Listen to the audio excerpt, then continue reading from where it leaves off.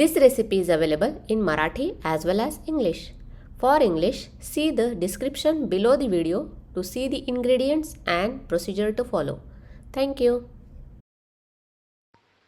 चलो सहेली, चलो सहेली, चलो रे साथी, चलो रे साथी, हे पकड़ो पकड़ो, पकड़ो पकड़ो, गुलाल फेंको, रंग फेंको, अरे रे रे रे रे रे, होली है होली, होली है होली, ओ प्रेम की होली, रंगों की होली, होली है होली, होली है होली, होली के दिन दिल खिल जाते हैं, रंगों में रंग मिल जाते हैं, होली के दिन दिल खिल जाते हैं, रंगों में रंग मिल जाते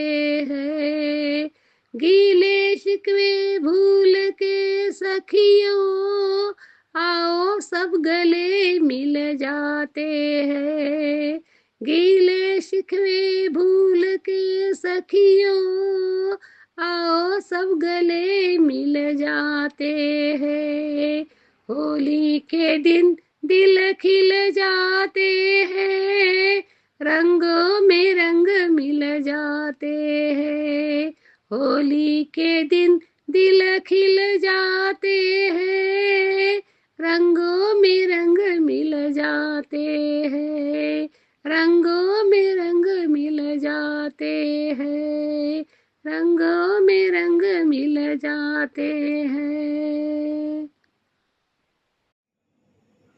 नमस्कार, मी रेखाच किचनमध्ये आपणा सर्वांचं खूप खूप मनापासून स्वागत करूया वसंत ऋतूच्या आगमनाची.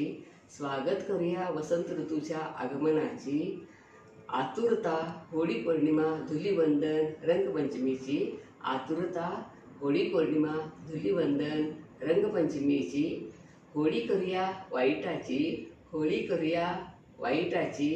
कास धरूया नव्याची आणि मांगल्याची, कास धरूया नव्याची आणि मांगल्याची. उधळण करूया सप्तरंगांची, उधळण करूया सप्तरंगांची.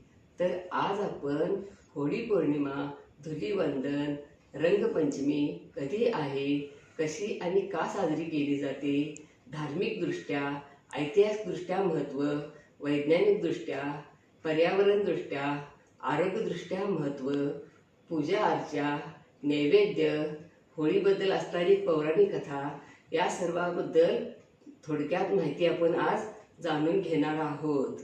या अगोदर आपण 6व्या एपिसोडमध्ये पुरणपोळी, 7व्या एपिसोडमध्ये कटाची आमटी कशी करायची हे पाहिले आहे. आपणा सर्वांना माझ्याकडून होळी पौर्णिमा, धुलीवंदन, रंगपंचमीच्या खूप खूप मनापासून प्रेमपूर्वक सप्तरंगी शुभेच्छा.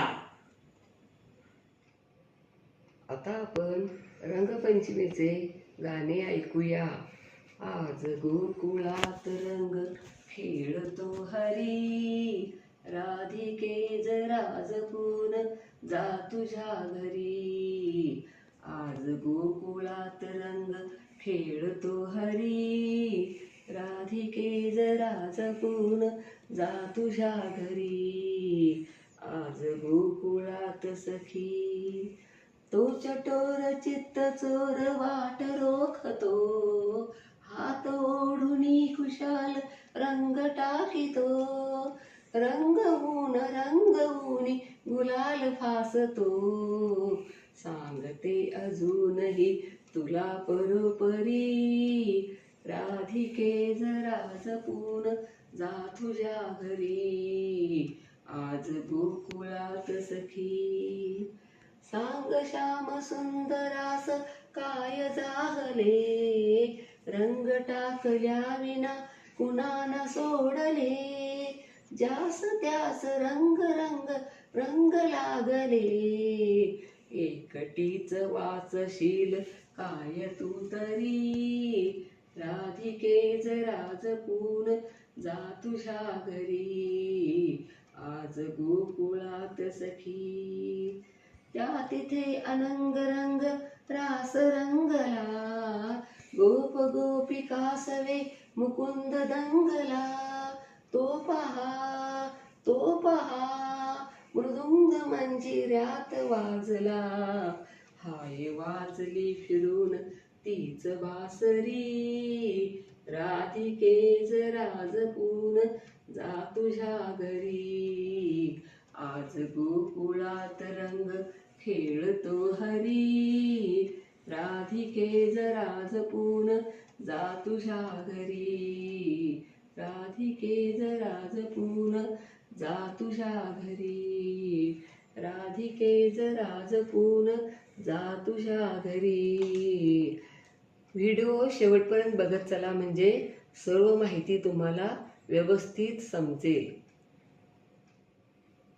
आता आपण निसर्गाच्या दृष्टीने आणि होळी पौर्णिमा आपल्याला कोणता संदेश देते ते जाणून घेऊया.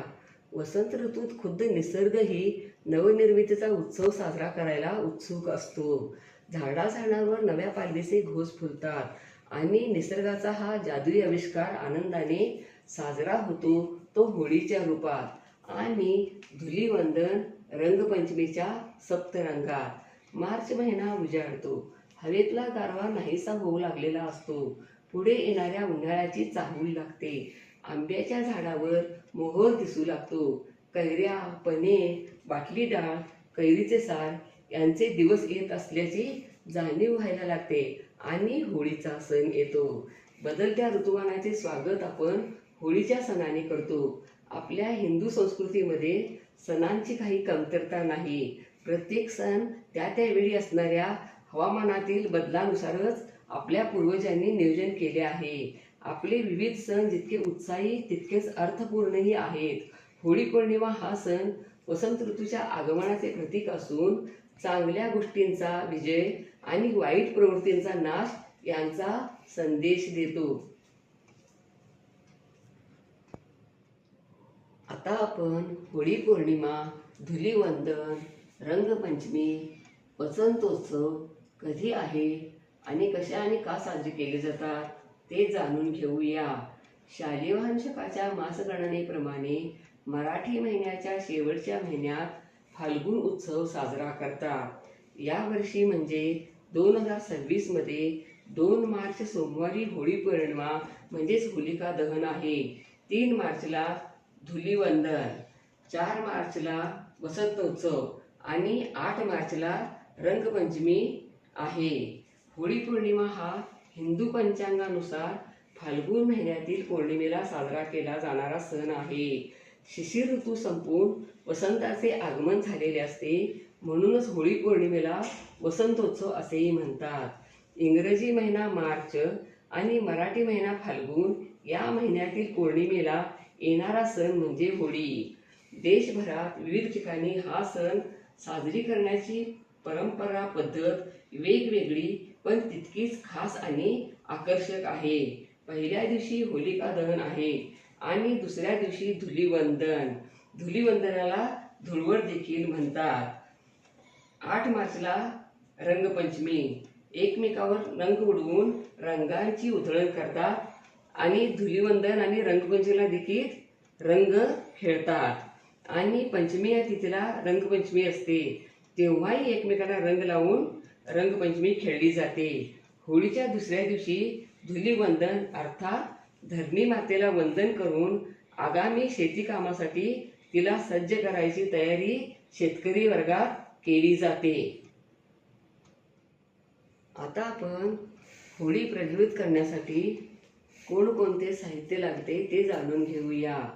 गोवऱ्या, शेणी, एरंडाचे झाड, लाकडे, पाणी, हळदी कुंकू, अगरबत्ती, नारळ, फुले, रांगोळी, नैवेद्य, धान्य. नैवेद्यामध्ये पुरणपोळी, भजी, पापड, कुरडया, कटाची आमटी, तूप, दूध, वरण भात, मसाले भात.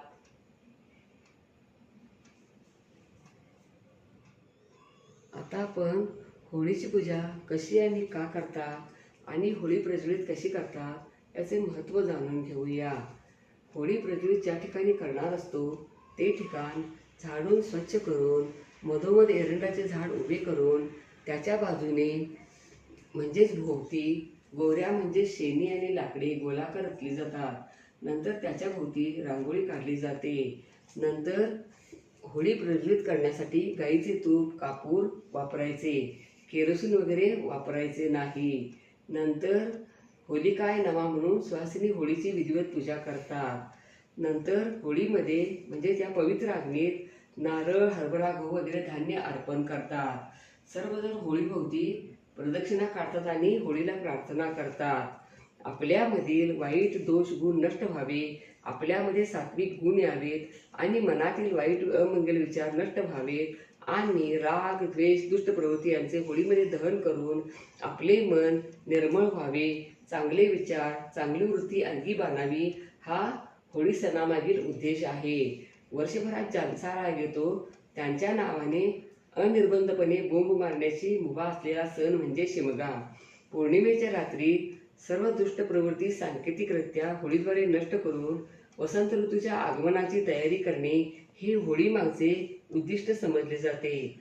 सर्व वर्ष सर्वजण गुण्यागोविंदाने आनंदाने राहावे, वर्ष आपल्याला चांगले जावे ही भावना सर्वांच्याच मनात असते. आता आपण होळीची वेगवेगळी नावे वेगवेगळ्या भागात कोणकोणती आहेत ते जाणून घेऊयात. होळी पौर्णिमा हा सण संपूर्ण भारतभर साजरा केला जातो. महाराष्ट्रात होळीला शिमगा असेही म्हणतात. तसेच होलिका दहन, शिमगो, कामदहन, हुताशनी पौर्णिमा, फाग, फागुन, डोला यात्रा अशी वेगवेगळी नावे आहेत. तसेच भगवान शंकरांची लीला याला शिवशिमगाही म्हणतात. कोकणात हा सण खूप मोठ्या प्रमाणावर साजरा केला जातो. कोकणातून मुंबईला स्थायिक झालेले लोक खास सुट्टी काढून होळीसाठी कोकणात जातात. इतके होळीला महत्त्व आहे. गुजरातमध्ये गायन वादन नृत्य रंग या गोष्टींना अवधान येते. तर बंगालमध्ये दोल यात्रा दोल पौर्णिमा म्हणतात. पंजाबमध्ये होळीला होल्ला मोहल्ला असे म्हणतात. होळीच्या ज्वाळापासून दूर उभे राहावे, लहान मुलांवर लक्ष द्यावे. होळीमध्ये पुरणपोळी टाकण्याची प्रथा आहे. याचे एक कारण आहे की होळीच्या ज्वालात जुनी वाईट शक्ती नष्ट होते आणि चांगलं पवित्र अन्न अग्नीला अर्पण केल्याने समृद्धी येते. पण आधुनिक विचाराप्रमाणे पोळी गाईला गोग्रास म्हणून द्यावी. होळी साजरी करण्याच्या पद्धतीत बदल झाले असले तरी तिच्या आधुनिक आणि पौराणिक दोन्ही रूपामध्ये महत्त्वाचे मुद्दे लक्षात ठेवावे. आता आपण होळी आणि अग्निहोत्र करताना शेणाच्या गोवऱ्या का जाळतात आणि अग्निहोत्राचे महत्त्व जाणून घेऊया. हिंदू धर्मात गायीला मातेसमान महत्त्व आहे. त्यामुळे गायीला गोमाताही म्हणतात. गायीमध्ये 33 कोटी देवदेवतांचे वास्तव्य असते असे म्हणतात. त्यामुळे हिंदू धर्मात गायीची पूजा केली जाते. गायीचे गोमूत्र आणि शेणही पवित्र मानलं जातं. त्यामुळे धार्मिक विधीमध्ये गायीच्या शेणाच्या गोवऱ्या वापरल्या जातात. होम हवनामध्येही गायीच्या गोवऱ्या वापरतात. ही परंपरा आहे. धार्मिक शास्त्रानुसार गायीच्या शेणी वापरल्यामुळे प्रदूषण कमी होते. घरातील नकारात्मक ऊर्जा नष्ट होऊन आजूबाजूला सकारात्मक ऊर्जा वाढते. सुख समृद्धी नांदते. होळीच्या दिवशी म्हणजे होलिका दहनाला शेणाच्या गोवऱ्या जाळण्यामागे धर्मशास्त्र सांगते की तुमच्या आजूबाजूची सर्व वाईट गोष्टींचा नाश होवो, रोगांचाही नायनाट होवो. तसेच गाईचे तूप ही औषधी रूपाने वापरले जाते. रोजच्या आहारातही गाईचे तूपच खावे. अग्निहोत्र करण्यासाठीही गाईच्या शेणाच्या गोवऱ्या, गाईचे तूप, कापूर, अखंड स्वच्छ तांदूळ वापरून सूर्योदय आणि सूर्यास्ताच्या वेळेला मंत्र म्हणून गोवऱ्या कापराने किंवा तुपाच्या वातीने किंवा गुळ वापरून चेतवून तांदूळाला तूप लावून आहुती दिल्यामुळेही घरातील वातावरण शुद्ध होते, प्रदूषण नाहीसे होते. अग्नी चेतवल्यावर त्यातून ओझोन वायू निघतो, तो वातावरण चांगले करतो. मंत्रपठनाने संस्कृत श्लोक म्हटल्यामुळे आपले उच्चार, वाचन, मनन, चिंतन चांगले राहते आणि आपले आरोग्य उत्तम राहते. आता आपण होळी हा रंग आणि संस्कृतीचा सण आहे कसा ते जाणून घेऊया. होळीच्या दुसऱ्या दिवशी रंगांची होळी खेळली जाते. एकमेकांवर रंग उडवून रंगांची उधळण केली जाते. लहानांपासून मोठ्यांपर्यंत सर्वजण या उत्सवाचा आनंद घेतात. काही काही ठिकाणी होळीची जी राख असते म्हणजे धुलीवंदनचा दिवस असतो, त्या दिवशी राखेमध्ये पाणी घालून चिखल करून तोही एकमेकांच्या अंगावर फेकतात. गाणी गातात, गोडधोड पदार्थ करतात. होळीचा सण प्रेम, एकता आणि सौहार्दाचा संदेश देतो. या दिवशी सर्व लोक भेदभाव, मतभेद विसरून एकत्र येतात आणि नवीन नात्याची सुरुवात करतात. समाजात प्रेम, बंधुत्व वाढते. होळी हा केवळ रंगांचा नव्हे तर प्रेम आणि ऐक्याचा सण आहे. या दिवशी एकमेकांना शुभेच्छा देतात आणि आनंद साजरा करतात. आनंदाचा आपल्या संस्कृतीचा सण आहे. होळी, धुलीवंदन आणि रंगपंचमी हे तिन्ही सण मराठी कालगणनेप्रमाणे साजरे केले जातात. ते इंग्रजी कालगणनेत ठराविक तारखांना येत नाहीत. या तीनही सणामधून चांगल्या गोष्टी आत्मसात करणे, वाईट गोष्टी टाकून देणे, एकात्मता साधणे, एकजुटीने काम करणे, प्रेम, स्नेह, आपुलकी हा होळी सणाचा मोठा संदेश आपणा सर्वांनाच मिळतो. आता आपण निसर्ग आणि होळी सण साजरा करण्यामागील उद्देश जाणून घेऊया. वसंत ऋतूच्या आगमनाच्या वेळी साजरा केला जाणारा हा सण आहे. शिशिर ऋतूमध्ये पानगळ झालेली असते आणि वसंत ऋतूमध्ये झाडांना नव्याने पालवी फुटू लागलेली असते. जुन्या वाईट गोष्टी झडून जाऊन म्हणजेच नाहीशा होऊन नव्या चांगल्या कल्याणकारक गोष्टी आत्मसात कराव्यात हे निसर्गही या काळात आपल्याला जाणवून देतो. याच काळात कोकिळ पक्ष्याचे गीत कानावर पडते. आंब्याच्या मोहराचा दरवळ सर्वत्र पसरलेला असतो. रब्बीचा हंगाम संपतो आणि शेतकऱ्याकडे ताजे नवे धान्य आलेले असते. वर्षभराच्या प्रचंड मेहनतीनंतर हाच काळ थोडा शांत निवांत असतो. म्हणूनच महाराष्ट्रात होळीच्या सणाला वेगळा बाज आहे. होळीच्या आदल्या दिवशी मुले टिमकी नावाचे वाद्य वाजवत वर्गणी गोळा करायला घरोघरी जातात. त्यातून होळी पेटवण्यासाठी ढलप्या, सरपण, शेणी म्हणजेच गोवऱ्या गोळा करतात. फाल्गुनी पौर्णिमेच्या दिवशी दिवसा होळी पेटवू नये, सायंकाळी होळी पेटवावी असे शास्त्र सांगते. काही काही घरामध्ये वैयक्तिक होळी पेटवली जाते. तसेच गल्लीची, गावाची, सोसायटीची, सार्वजनिक ही होळी पेटवली जाते. आता आपण होळीबद्दलची एक कथा जाणून घेऊया. या सणाला प्राचीन संदर्भ आहे. आर्य अग्निदेवाची पूजा करत, ते अग्नीशी कृतज्ञ राहण्यासाठी हा सण साजरा करत. हा सण साजरा करण्यामागे दंतकथाही आहे. काही जर या सणाचा संबंध अग्नीशी, तर काही जण शंकराशी, तर काही जण श्रीकृष्णाशी जोडतात. याबाबत हिरण्यकश्यपू आणि प्रल्हादाची कथा जाणून घेऊया. हिरण्यकश्यपू हा राक्षस राजा देवांचा राग करायचा, पण त्याचा मुलगा प्रल्हाद मात्र विष्णू भक्त होता. म्हणून हिरण्यकश्यपूला प्रल्हादाचा संताप यायचा. त्याने प्रल्हादाला ठार मारायचे ठरविले. प्रल्हादाला मारण्यासाठी त्याने खूप प्रयत्न केले. एकदा हिरण्यकश्यपूने त्याची बहीण होलिका हिची मदत घ्यायची ठरवली. होलिकाला एक वर प्राप्त झाला होता. त्यानुसार तिला अग्नीपासून भीती नव्हती. एके दिवशी होलिकाने प्रल्हादाला मांडीवर घेतले आणि तिच्या भोवती गोवऱ्या लाकडे रचून पेटवून देण्यात आले. काही वेळानंतर अग्नी शांत झाला. सर्वांना वाटले प्रल्हाद आता तरी मृत्यू पावला असेल, पण झाले उलटेच. त्या अग्नीत होलिका जळून खाक झाली आणि प्रल्हाद मात्र अधिक तेजस्वी झाला. दुष्ट प्रवृत्ती होलिकेबरोबर जळून खाक झाली. म्हणून या दिवशी दुष्ट प्रवृत्तींना जाळण्यासाठी होळी पेटविली जाते. कोणत्याही देवाधिकांशी संबंधित कथा सांगितली की लोक त्यावर डोळे झाकून विश्वास ठेवतात व रीतिरिवाज पाळतात. ही मानसिकता लक्षात घेऊन या दंतकथा प्रचलित झाल्या असाव्यात. परंतु या सणामागे धार्मिक, आरोग्य, निसर्ग आणि विज्ञान हे आहे. धुलिवंदन हा सण एकात्मता दाखविणारा सण कसे ते जाणून घेऊया. धुळवड हा मराठी शब्द आहे. होळीचा दुसरा दिवस धुलिवंदन म्हणजेच धुळवड. होळी हा जसा वाईट गोष्टींचा त्याग करून चांगल्या गोष्टी आत्मसात करण्याची शिकवण देतो, तसा धुळवड हाही एकात्मता दाखविणारा सण आहे. हा फाल्गुन वद्य प्रतिपदेला साजरा केला जातो. या दिवशी दुधाने किंवा तुपाने होळी शांत झालेली असते. तिची जी राख उरलेली असते त्या राखेची पूजा केली जाते. होलिका उत्सवाचा हा एक भाग आहे. उत्तर भारतात या दिवशी नवीन वर्षाची सुरुवात होते असे मानले जाते. महाराष्ट्रात एकमेकांवर धूळ उडवण्याची, होळीची राख अंगाला फासण्याची तसेच चिखल उडवण्याची प्रथा आहे. काही ठिकाणी धुलिवंदनाच्या दिवशी आंब्याचा मोहर खाण्याची प्रथा आहे. मनातील घाण, अस्वच्छता दूर करणे हा यामागील उद्देश आहे. धुलिवंदन म्हणजे राष्ट्रीय एकात्मतेचा आविष्कार आहे. या दिवशी सर्व जाती धर्मातले लोक एकत्र येऊन हा उत्सव साजरा करतात. खेडेगावात तर या दिवसाला मोठे महत्त्व आहे. काही गावामध्ये सामुदायिक सफाई केली जाते.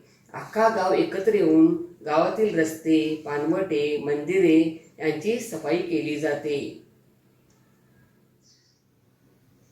आता आपण रंगांची उधळण करणाऱ्या रंगपंचमीबद्दल जाणून घेऊया. फाल्गुन वद्य पंचमी म्हणजे रंगपंचमी. हा सण मराठी फाल्गुन महिन्यात आणि इंग्रजी मार्च महिन्यात येतो. हवेतला उकाडा वाढायला लागलेला असतो. अंगातून घामाच्या धारा व्हायला लागलेल्या असतात. अशातच पाण्याचा शिडकाव होऊन रंगाची उधळण करत रंगपंचमी येते. रंगपंचमी आपल्याकडे मराठ्यांच्या सत्ता काळापासून खेळली जाते. त्या काळात रंगपंचमीच्या दिवशी मोठे दरबार भरण्याची प्रथा होती. या दरबारात सरदार, जहागीरदार एकमेकांच्या अंगावर गुलालाची उधळण करत सतत लढाया चाललेल्या असत. वर्षानुवर्षे सरदार लढाईवर असत. त्यांना या सणातून थोडा बदल मिळत असे. अतिशय आनंदाने आणि उत्साहाने ते रंगपंचमीच्या सणात सामील होत असत. त्या काळात आजच्यासारखी मनोरंजनाची मुबलक साधने नव्हती. म्हणूनच त्यातल्या त्यात वेगळेपणाने साजरा करण्याची प्रथा पडली असे म्हटले जाते. आता आपण सर्वत्र आणि आमच्याकडे रंगपंचमी कशी साजरी केली जाते ते जाणून घेऊया. रंगपंचमीच्या दिवशी लवकर उठून सडा रांगोळी करून आंघोळ करून प्रथम देवपूजा केली जाते. घरातल्या देवावर केशरी रंग शिंपडला जातो. माणूस हा नेहमी देवासमोर नतमस्तक होतो. त्याला आपल्या सुख दुःखात आपण सहभागी करून घेतो. त्याचेच हे प्रतीक आहे. म्हणूनच आधी देवाला रंग लावून नंतर इतर आप्तेष्टांना, नातेवाईकांना, मित्रमंडळाला रंग लावला जातो. या दिवशी आमच्याकडे तसेच घरोघरी उत्साहाचे आणि आनंदाचे वातावरण असते. भरपूर पाण्यात मनसोक्त खेळायला मिळणार. आज आपल्या मागे अभ्यासाचा बोजा लागणार नाही म्हणून लहान मुलांना अतिशय आनंद झालेला असतो. त्यांची रंगपंचमीची तयारी तर अगोदर 2 दिवसापासूनच सुरू झालेली असते. मित्रांपेक्षा भारी पिचकारी घ्यायची, फुग्यात पाणी रंग भरायचा, तो मारायचा, कोणते रंग घ्यायचे हेही त्यांनी अगोदरच ठरवलेले असते. या दिवशी सर्वच लहान मोठे रंग खेळायला सहभागी होतात. एकमेकांना रंग लावतात. त्यात उच्च नीच लहान थोर असा काही भेदभाव नसतो. घराघरात गोडधोड करतात. आमच्याकडे खपली गव्हाची खीर केली जाते. नवीन जावयाचे सासूरवाडीकडून वर्षभरात जे 12 सण केले जातात त्यामध्ये रंगपंचमीचाही समावेश आहे. रंगपंचमीला नववधूला पांढरी साडी घेतली जाते.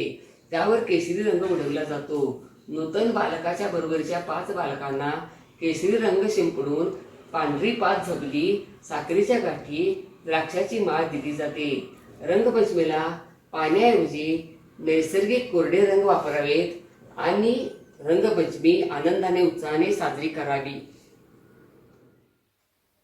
आता आपण पर्यावरणाच्या दृष्टीने संरक्षण करणे सामाजिक पद्धतीने कसे आवश्यक आहे ते जाणून घेऊया. पर्यावरणाचा विचार करून सामाजिक जाणीवेतून हा सण साजरा करतात. बदलत्या काळात लोक रीतिरिवाजांना फाटा देऊ लागले आहेत. अलीकडे जंगले झपाट्याने कमी होत आहेत. झाडे मोठ्या प्रमाणावर तोडली जात आहेत. पर्यावरणाचा ऱ्हास होत आहे. याची जाणीव ठेवून काही गावे वृक्षतोड करीत नाहीत. पश्चिम महाराष्ट्रातल्या नांदगाव या गावात सामाजिक जाणीव जागृतीतून होळी साजरी केली जाते. काही जण पुरणपोळी नैवेद्याला अर्पण करतात, पण होळीमध्ये न टाकता अनाथ निराश्रित गरीब माणसांना खाऊ घालतात. आपले सर्व सण सामाजिक एकात्मतेचं भान ठेवून साजरे केले जातात. बरेच सण सर्व लोक एकत्र येऊन साजरा करतात. त्या निमित्ताने लोक चार भिंतीतून बाहेर येतात, एकमेकांना भेटतात. त्यामुळे आनंद मिळतो, उत्साह वाढतो, वातावरण उत्साहाचे असते. प्रचंड धावपळीच्या काळातही माणसं वेळात वेळ काढून हे सण साजरे करतात. रोजच्या रुटीनमध्ये बदल हवा असतो, मनाची मरगळ निघून जाते. त्यामुळे सण समारंभ मनाची मरगळ घालवण्यासाठी, उत्साह परत आणण्यासाठी निमित्त ठरतात. तुमच्याकडील परंपरेनुसार आणि पर्यावरणपूरक दृष्टिकोन ठेवून आपण सर्वांनीच होळी, धुलीवंदन, रंगपंचमी हे सण साजरे करावेत. प्लास्टिक, रासायनिक रंग आणि धूर निर्माण करणाऱ्या वस्तू होळीसाठी वापरू नयेत. त्यामुळे प्रदूषण होणार नाही याची खबरदारी घ्यावी आणि सण आणि उत्सव आनंदाने साजरे करावेत. आता आपण होळी, धुलीवंदन आणि रंगपंचमीचा ऋतुमानाशी थेट संबंध आहे कसे ते जाणून घेऊया. वातावरणातील बदलामुळे उकाडा जाणवत असतो. अशा वेळी रंगपंचमी खेळल्याने उन्हाळ्याच्या 4ही महिन्यात ऊन सहन करण्याची क्षमता येते. महाराष्ट्र सोडून इतर प्रांतामध्ये होळीच्या दिवशीच रंग खेळले जातात, परंतु महाराष्ट्रात मात्र होळी, धुलीवंदन आणि रंगपंचमी हे 3 सण वेगळ्या दिवशी वेगळ्या पद्धतीने साजरे केले जातात. शिशिर ऋतूत अनेक झाडांची पानगळ होते. गळलेली पाने, काड्या होळीमध्ये जाळून टाकल्या जातात, जेणेकरून आपला परिसर स्वच्छ होईल आणि पर्यावरणाचे रक्षण होईल. तर पर्यावरणाचे रक्षण करून जास्तीत जास्त झाडे लावण्यावर आपण सर्वांनी भर दिला पाहिजे आणि निसर्गाचे संरक्षण केले पाहिजे आणि सण आणि उत्सवांचा आनंद घेतला पाहिजे. अशा पद्धतीने होळी पौर्णिमा, धुलीवंदन, रंगपंचमी आनंदाने आणि उत्साहाने साजरे करा. लाईक आणि सबस्क्राईब करा. कमेंट बॉक्समध्ये कमेंट टाका. पुन्हा असेच भेटत राहू. नवीन नवीन वेगवेगळे सण, उत्सव आणि रेसिपी घेऊन महत्त्वाच्या माहितीसह. मस्त खा आणि स्वस्थ राहा. आपले आरोग्य उत्तम ठेवा. सण आणि उत्सवांचा आनंद लुटा. धन्यवाद. Don't forget to like, share, comment and subscribe. Hit the notification bell ting to get the notifications whenever we upload the new video. Stay tuned for healthy, homemade and tasty recipes every week. Thank you.